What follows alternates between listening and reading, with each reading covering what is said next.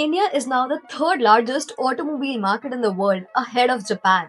But the real opportunity is not just in selling more cars. In 2025, passenger vehicle sales in India crossed 4.5 million units, showing strong growth across segments involving entry level, premium, and electric. But here is what most people miss: a car is not just one product. It's made up of thousands of components: gears, brakes, electronics, castings, sensors, and EV specific parts. And that's where auto ancillary companies comes in.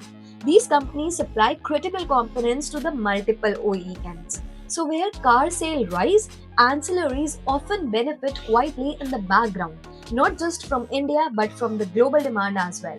A big reason for the growth in India's deepening partnerships with Japanese auto companies. Japan is known for precision, efficiency, and high quality manufacturing. When Indian ancillary companies partner with the likes of Japanese firms, they upgrade technology, improve the process, and expand exports. A great example is RACL GearTech. RACL supplies auto components to the Japanese companies like Kubota.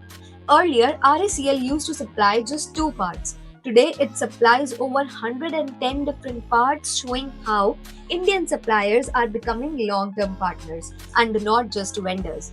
This is why the auto story isn't just about the cars on the road.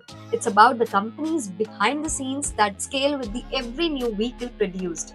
At Agility, our auto ancillary stream small case focus on these business.